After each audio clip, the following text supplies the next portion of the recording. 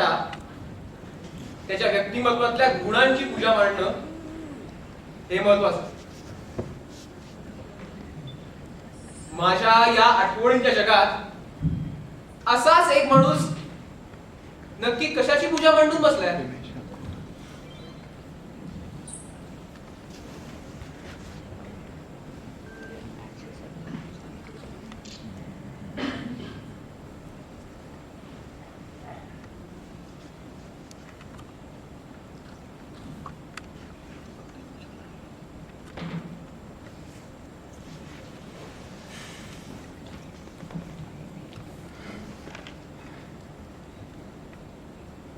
धन्य वाटतं, धन्य वाटतं.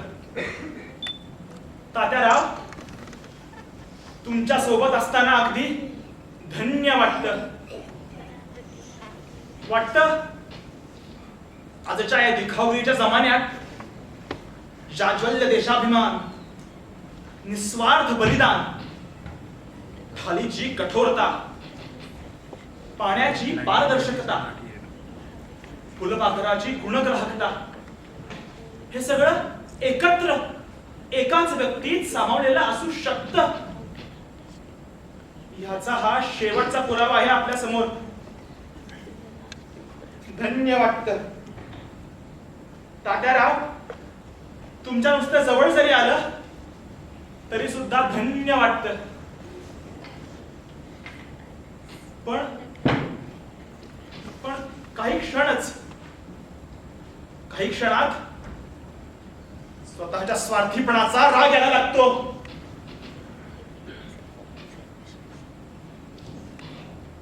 या कलशाकडे पाहिल्यावर त्यातल्या परमपावन तत्वाची जशी काही अवहेलनाच होतीये, ती पाहिली की वाटतं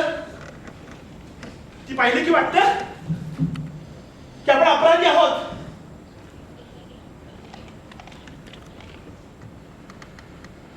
आपल्या मातृभूमीच्या झालेला फाळणीचा निषेध म्हणून तुम्ही तुमच्या अस्थिही विसर्जित करायला परवानगी दिली नाहीत. जेव्हा सिंधू नदी ह्या देशात पुन्हा समाविष्ट होईल तेव्हा त्या अस्थींचं विसर्जन व्हावं, हा तुमचा विचार. मृत्यूनंतरही फक्त आणि फक्त देशाचा विचार करणाऱ्या तुमच्यासारख्या महात्म्याचं जीवन या आजकालच्या राजकारण्यांनी काळी मोल ठरवावं, केवढी शोकांतिक आहे.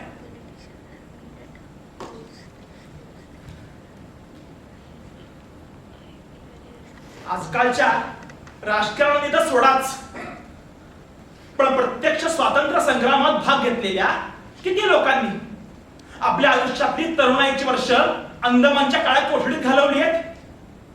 किती लोकांनी अपार कष्ट सहन करीत कोलूच्या जागी तेलाचे घाणे ओढलेत.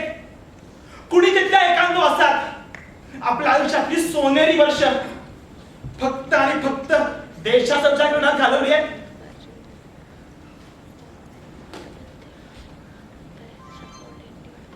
तात्याराव, तुमचा सशस्त्र क्रांतीचा मार्ग खडतर होता.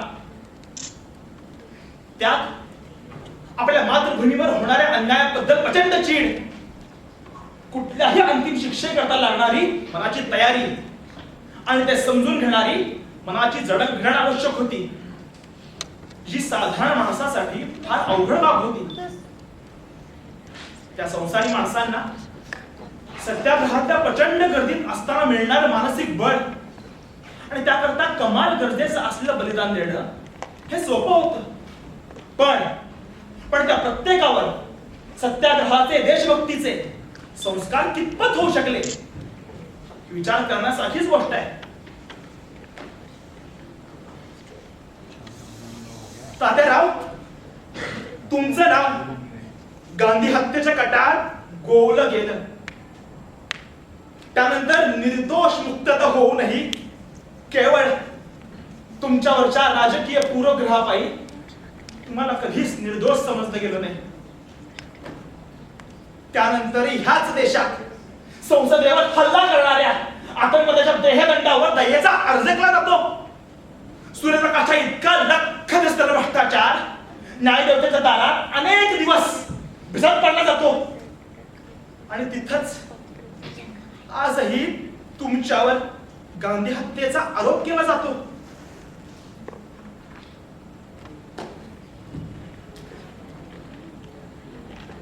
तात्याराव, ज्या अंतमानात तुम्ही ह्या देशासाठी या देशाच्या भावी पिढीच्या स्वातंत्र्यासाठी अपार कष्ट सोसलेत, त्या अंदमानच्या कोठडीला तुमचं नाव देण्यात यावं का असा प्रश्न आजकालच्या राजकारणाला पडतोय.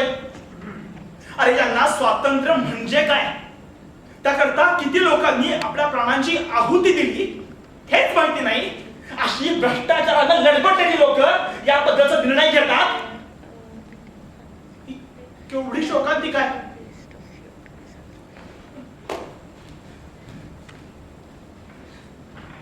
तुमच्या नावाचा राजनैतिक फायदा करता वापर करणारे लोक सुद्धा या सगळ्या विरुद्ध आता बांगड्या घालून गप्प बसतात, कारण त्याचा मतपेटीवर होणारा परिणाम नगण्य असतो.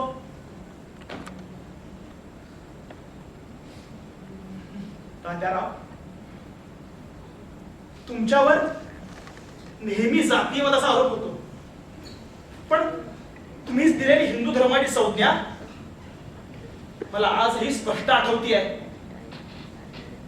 हिंदू धर्म हे कोणत्याही एका विशिष्ट धर्माचे वा पंथाचे विशेष अनन्य नाव नसून ज्या अनेक धर्मांची आणि पंथांची ही भारतभूमी, हीच पितृभूमी आणि पुण्यभूमी आहे, अशा सर्वांना समावेशणाऱ्या धर्मसंघाचे हिंदू धर्म हे सामुदायिक अभिधान आहे. तुम्हीच उदाहरणार्थ म्हणाला की आजही जो खरा दृष्टवादी असेल त्याच्या पुरते त्याच्याशी देखील मी सर्व भेदभाव सोडून लागेल. तात्याराव, तुम्हीच 1930 साली पहिलं स्पृश्यांचं सहभोजन घडवलं, अनेक अस्पृश्यांना साक्षर केलं, आपल्या सामान्य आर्थिक परिस्थितीत सुद्धा एका मांग जातीच्या मुलीच्या शिक्षणाचा आणि पालन पोषणाचा खर्च उचलला. तात्याराव, तुम्ही तुमच्या राजकीय प्रतिस्पर्ध्यांबद्दल उदार मनस्क होता. तुम्हीच उदारतेने म्हणालात की राष्ट्रीय किंवा जहाल असे ज्या पक्षांना म्हणत त्यांचाही वाटा या सामुदायिक श्रेयात आहेच आहे. स्वतःच असहकारवादी किंवा अहिंसक म्हणून घेणाऱ्या हजारो देशभक्तांनी या राष्ट्रीय स्वातंत्र्यास्तव जे देशव्यापी कार्य केले त्याविषयी आपण सर्वांनी कृतज्ञता व्यक्त केलीच पाहिजे.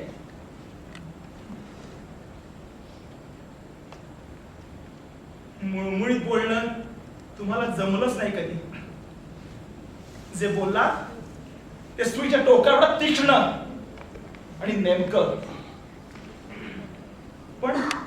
पण ह्याचाच अर्थ कट्टर असा घेऊन त्या बेगडी राजकारण्यांनी तुमची अपकीर्ती पसरवली.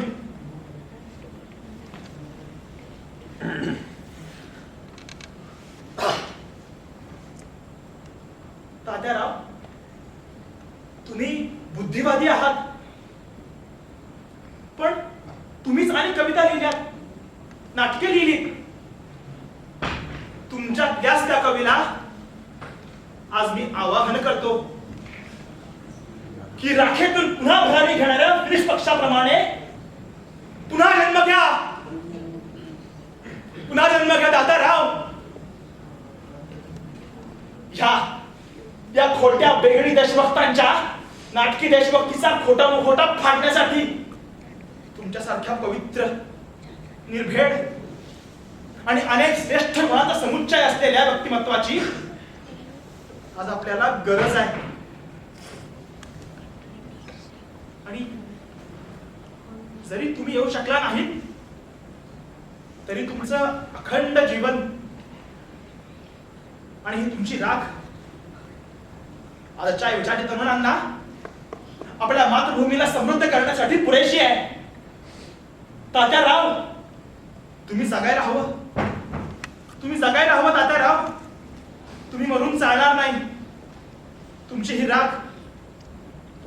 ही राख सबल मातृभूमीचं बीज बनून आजच्या विचारी तरुणांच्या मनामध्ये वृक्षात रूपांतरित होईल याचा मला विश्वास आहे. मला विश्वास आहे तात्याराव, मला विश्वास आहे तात्याराव, तुम्ही जगणार. तात्याराव, तुम्ही जगणार.